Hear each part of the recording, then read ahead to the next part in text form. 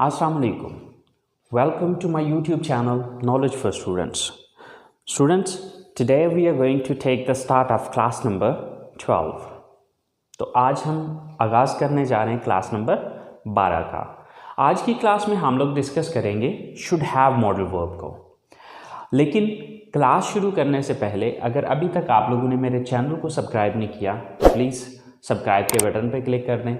अगर आपको वीडियोस पसंद आ रही हैं और अगर आप उनसे कुछ सीख रहे हैं तो प्लीज़ लाइक के बटन पर क्लिक कीजिए और अपने दोस्तों के साथ भी शेयर कीजिए। और अगर आपको कोई भी कन्फ्यूजन हो रहा है तो प्लीज़ आप लोग कमेंट्स बॉक्स में जाके कमेंट्स कर सकते हैं ताकि मैं आपकी उस प्रॉब्लम को सॉल्व कर सकूं। सो स्टार्ट करते हैं आज की class. Students, should have modal verb का जो यूज़ है वो बिल्कुल वैसे ही है जिस तरह से शुड मॉडल वर्ब का यूज़ किया जाता था।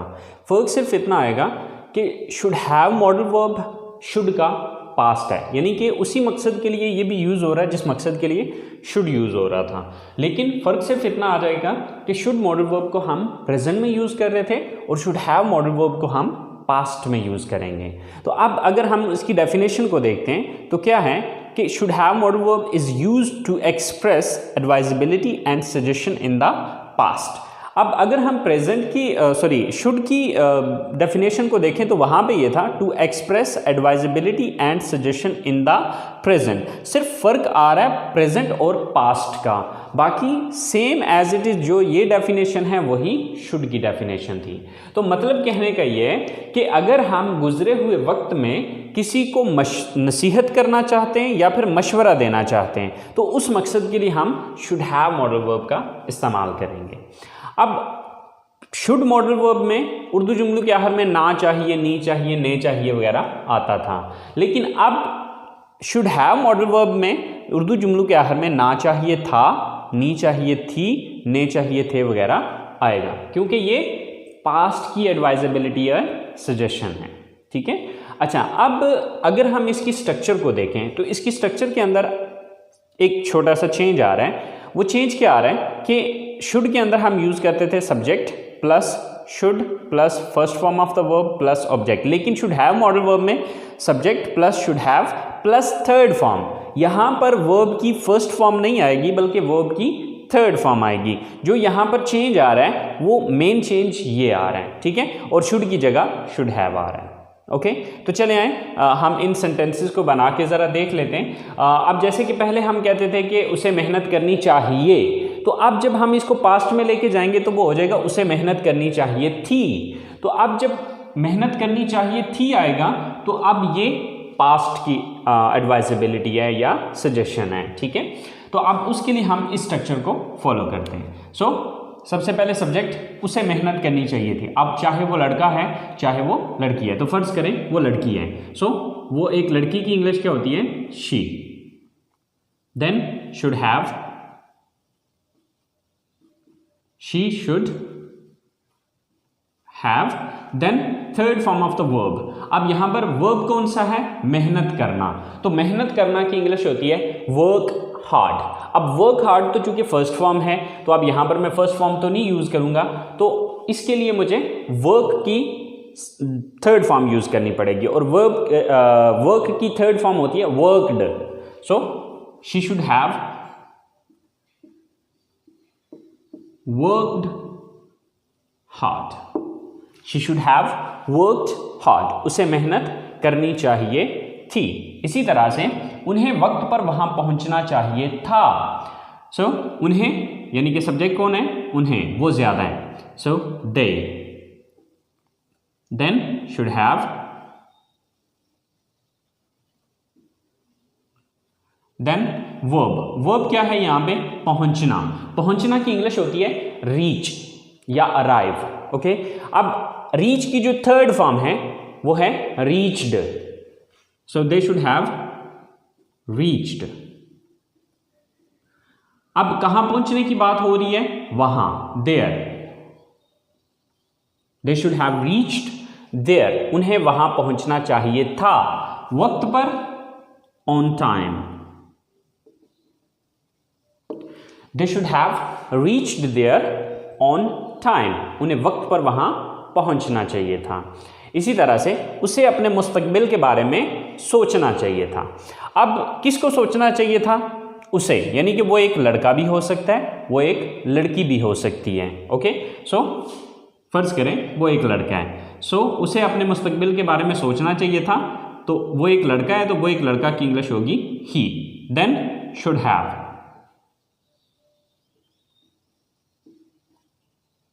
ही शुड हैव, उसे चाहिए था, क्या करना चाहिए था? सोचना चाहिए था। यहां पे वर्ब क्या है? सोचना। तो सोचना की इंग्लिश होती है थिंक। सोचना की इंग्लिश क्या है? थिंक। तो अब थिंक की हम थर्ड फॉर्म लगाएंगे, थिंक, थॉट, थॉट। तो अब थिंक की थर्ड फॉर्म लगेगी thought. He should have thought, उसे सोचना चाहिए था। किस बारे में? अपने मुस्तकबिल के बारे में। अबाउट, अबाउट का मतलब है बारे में, अबाउट हिज फ्यूचर। ठीक है, हिज फ्यूचर, अपना मुस्तकबिल। He should have thought about his future, उसे अपने मुस्तकबिल के बारे में सोचना चाहिए था। ओके, इसी तरह आसिम को अपने भाई की मदद करनी चाहिए थी। अब यहां पर सब्जेक्ट कौन है? आसिम। देन शुड हैव,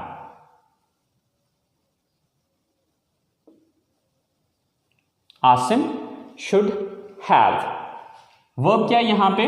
मदद करना। मदद करना, हेल्प, तो इसकी थर्ड फॉर्म होगी helped. Asim should have helped. किसकी मदद करनी चाहिए थी? अपने भाई की, his brother. Asim should have helped his brother, Asim को अपने भाई की मदद करनी चाहिए थी। सो स्टूडेंट्स, आपने देखा कि यहां पर उर्दू जुमलों के आखिर में एंड पे था, थी, थे का इजाफा हुआ, यहां पर हैव का इजाफा, और नेक्स्ट जो चेंज इंग्लिश में आया है वो हमने फर्स्ट फॉर्म की बजाय थर्ड फॉर्म यूज़ किए हैं। तो बस ये दो चेंजेस हैं जो कि हमारे इन सेंटेंसेस के अंदर आए। सो आई होप सो जिस स्टूडेंट को शुड मॉडल वर्ब की समझ आ गई है उसके लिए शुड हैव मॉडल वर्ब कोई मसला नहीं है, क्योंकि इसका यूज़ बिल्कुल वैसे ही है जिस तरह के शुड मॉडल वर्ब का था। फ़र्क सिर्फ इतना आ रहा है कि शुड मॉडल वर्ब को हम प्रेजेंट में यूज़ करते हैं और शुड हैव मॉडल वर्ब को हम पास्ट में यूज़ करते हैं। तो ये थे हमारे पॉजिटिव सेंटेंसेस। अब हम चलते हैं इसके नेगेटिव सेंटेंसेस की तरफ, क्योंकि हमें ये भी तो कहना पड़ सकता है ना कि उसे ये काम नहीं करना चाहिए था, हमें ऐसा नहीं करना चाहिए था, उन्हें ऐसा नहीं करना चाहिए था। तो जब हम इनके नेगेटिव सेंटेंसेस बनाएंगे तो वो किस तरह से बनाने, चले आए देखते हैं। तो स्टूडेंट्स, ये है शुड हैव मॉडल वर्ब की नेगेटिव सेंटेंसेस की स्ट्रक्चर।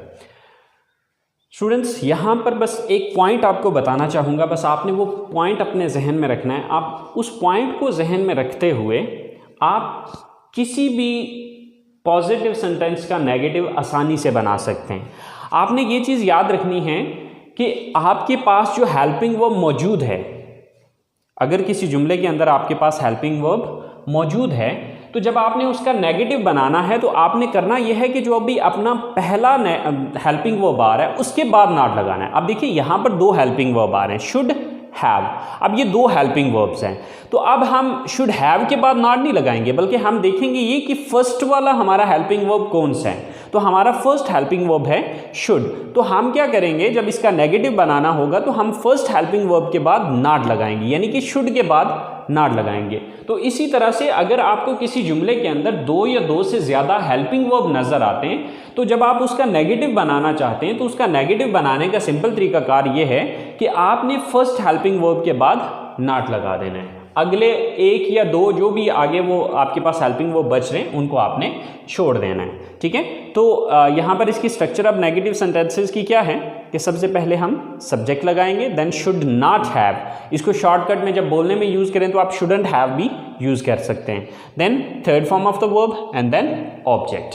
तो कुछ सेंटेंसेस हैं जो कि हमने एज एग्जाम्पल लिए, तो चले हम उनको बना के देखते हैं। सो उन्हें अपनी नौकरी नहीं छोड़नी चाहिए थी। अब किसे नहीं छोड़नी चाहिए थी? सब्जेक्ट कौन है? उन्हें। सो दे। then should not have, they should not have, then verb third form. अब यहां पर वर्ब क्या है? छोड़ना। सो छोड़ना की इंग्लिश होती है लीव, छोड़ना की इंग्लिश क्या है? लीव, और इसकी थर्ड फॉर्म होगी left.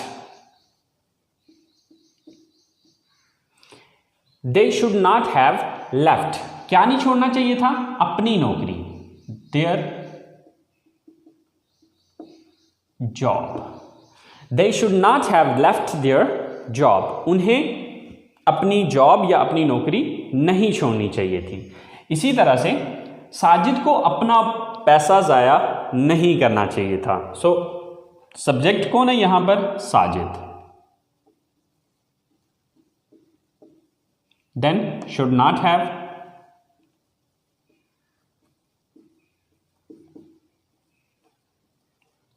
Sajid should not have.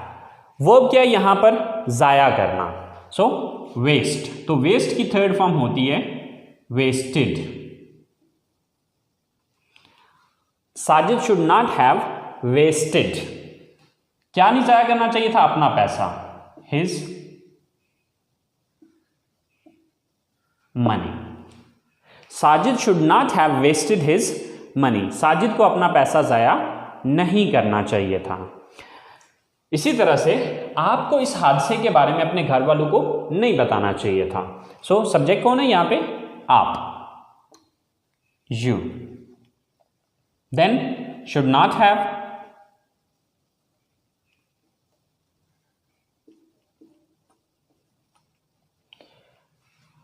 Then verb. Verb क्या है यहां पे? बताना।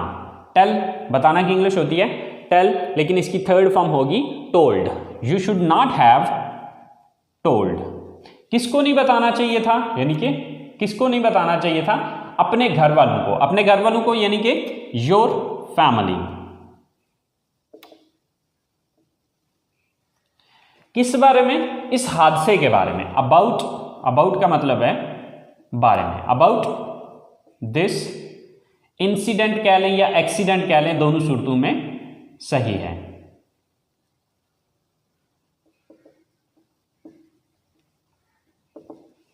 So, you should not have told your family about this incident या accident, दोनों सूरतों में सही है कि आपको इस हादसे के बारे में अपने घर वालों को नहीं बताना चाहिए था। So, इसी तरह से उसे अकेले वहां नहीं जाना चाहिए था। आप उसे यानी कि उसे एक लड़की को, she then should not have,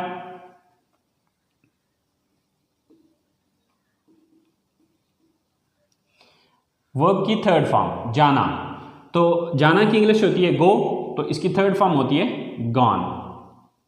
she should not have gone, कहां जाना चाहिए था? वहां, तो वहां की इंग्लिश है there.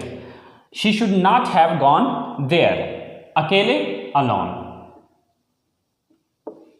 So she should not have gone there alone. तो स्टूडेंट्स, अगर हम पॉजिटिव और नेगेटिव सेंटेंसेस के अंदर अगर हम डिफरेंस देखें तो सिर्फ नॉट का डिफरेंस आ रहा है, ठीक है। आप शुड के बाद नॉट लगा दें पॉजिटिव सेंटेंसेस में तो वो नेगेटिव सेंटेंसेस बन जाएंगे। सो आई होप सो स्टूडेंट्स आपको नेगेटिव सेंटेंसेस की समझ आ गई होगी। तो अब हम बात करते हैं इसके इंटरोगेटिव सेंटेंसेस की। इंटरोगेटिव मीन सवालिया जुमले। तो अगर हमें पास्ट में किसी से, पास्ट से रिलेटिंग कोई मशवरा लेना है या कोई नसीहत लेनी है तो उसके लिए हम सेंटेंसेस किस तरह से बनाएंगे, वो बहुत ही सिंपल और इजी तरीकाकार है, जो कि मैंने ऑलरेडी पहले भी आपको बताया हुआ है कि अगर आपको किसी मॉडल या किसी टेंस का नेगेटिव बनाना आता है तो उसका इंटरोगेटिव बनाना कोई बड़ी बात नहीं है या कोई प्रॉब्लम नहीं है। ओके, अब उसके लिए आपने करना यह है कि जिस भी वर्ड के बाद आपने नॉट का लफ्ज़ नेगेटिव में यूज़ किया था, बस उस लफ्ज़ को उठा के जुमले के शुरू में लगा देने तो वो इंट्रोगेटिव बन जाएगा। जैसे कि यहाँ पर हमने जो नॉट लगाया वो किसके बाद लगाया? शुड के बाद नॉट लगाया। तो अब यहाँ पर हम क्या करेंगे, जब हम इसका सवालिया बनाएंगे या इंट्रोगेटिव सेंटेंस बनाएंगे, then we will take this should at the start of the sentence and it would be converted into interrogative sentence. तो चले आए देखते हैं स्टूडेंट्स। इंटरोगेटिव सेंटेंसेस बनाने के जो स्ट्रक्चर है वो है should plus subject plus have plus third form of the verb and plus object and in question mark. So हमने किया सिर्फ इतना है कि यहाँ पहले शुड यहाँ पे आता था, तो यहाँ से उठा के हमने इसको यहाँ पे ले आए। क्यों लेके आए? क्योंकि हमने जब नेगेटिव बनाया था तो शुड के बाद नॉट लगाया था, इसलिए हमने शुड को उठा के जुमले के शुरू में लगा दिया। तो चले हम इसकी एग्जांपल्स को बना के देखते हैं। सो क्या मुझे इस कॉलेज में दाखिला लेना चाहिए था? सो फर्स्ट ऑफ ऑल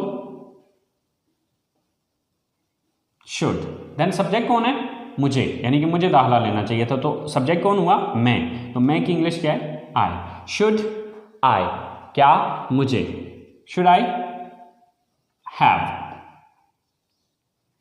यहां पे देखना है कि थर्ड फॉर्म यानी कि वर्ब क्या है यहां पे? दाखिला लेना। तो दाखिला लेना की इंग्लिश होती है टेक एडमिशन। अब टेक की जो थर्ड फॉर्म होती है वो है taken. So should I have taken admission, should I have taken admission, क्या मुझे दाखिला लेना चाहिए था इस कॉलेज में, in this college.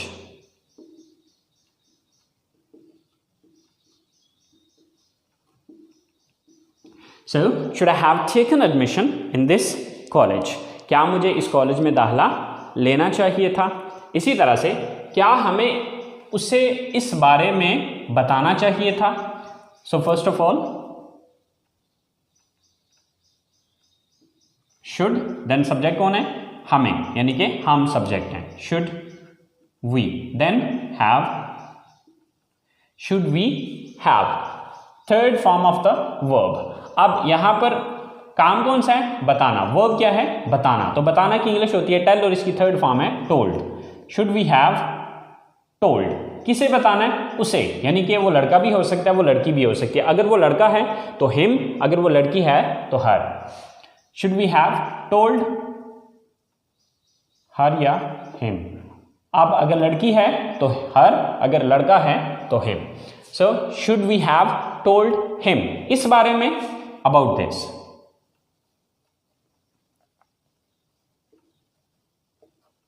Should we have told him or her about this? क्या हमें उसे इस बारे में बताना चाहिए था। इसी तरह से क्या सोहेल को इंग्लिश सीखनी चाहिए थी? First of all should, then Sohail, should Sohail, आगे हैव, थर्ड फॉर्म सीखना। सीखना की इंग्लिश होती है लर्न और इसकी थर्ड फॉर्म होती है learned. Should Sohail have learned, क्या सीखने की बात हो रही है? English. So should Sohail have learned English, क्या सोहेल को इंग्लिश सीखनी चाहिए थी। लास्ट सेंटेंस है हमारे पास, क्या आपको नया कारोबार शुरू करना चाहिए था। सो शुड, देन सब्जेक्ट कौन है यहां पे? आप। Should you, then have, after that third form of the verb शुरू करना। काम यहां पर क्या है? वर्ब क्या है यहां पे? शुरू करना। सो शुरू करना की इंग्लिश होती है स्टार्ट और इसकी थर्ड फॉर्म है started. So should you have started, should you have started, क्या शुरू करने की बात हो रही है? नया कारोबार, new business. So should you have started new business, क्या आपको नया कारोबार शुरू करना चाहिए था।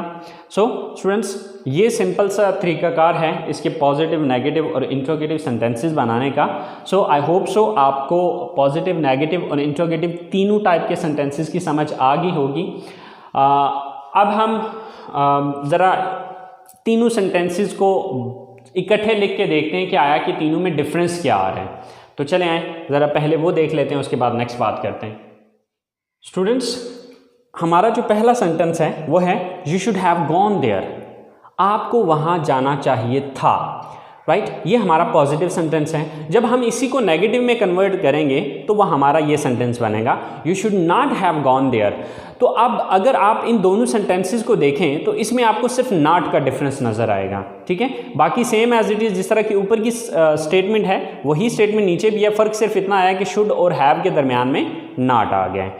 अब इसका अगर हम सवाल बनाते हैं तो सवाल में हम क्या करेंगे, इस शुड को चूँकि उठा के शुरू में ले आएंगे, तो ये शुड यहाँ पे जब आ जाएगा तो ये जुमला ये बन जाएगा, should you have gone there. तो यहाँ पर देखें इंटरोगेटिव वही बना हुआ है कि should you have gone there. तो स्टूडेंट्स, ये छोटे छोटे डिफरेंस हैं जिनको आपको अंडरस्टैंड करने की ज़रूरत है। अगर आप इन छोटे छोटे डिफरेंसेस को समझ लेते हैं तो आपके लिए पॉजिटिव को नेगेटिव में और नेगेटिव को इंटरोगेटिव सेंटेंसेस में कन्वर्ट करना कोई बड़ी बात नहीं है, कोई प्रॉब्लम नहीं है। बस एक फार्मूला याद रखें कि अगर किसी जुमले के अंदर, यानी कि अगर किसी पॉजिटिव जुमले के अंदर आपके पास हेल्पिंग वर्ब मौजूद हैं तो आपने पहले हेल्पिंग वर्ब के बाद नॉट लगाना है, तो वो नेगेटिव बन जाएगा। और जब इसी को आपने इंट्रोगेटिव में कन्वर्ट करना है तो आपने करना ये है कि उस लफ्ज़ को उठा के जुमले के शुरू में ले आना है जिसके बाद हमने नॉट लगाया था। बस सिंपल सा फार्मूला है। So I hope so students, should have model आपको क्लियर हो गया होगा।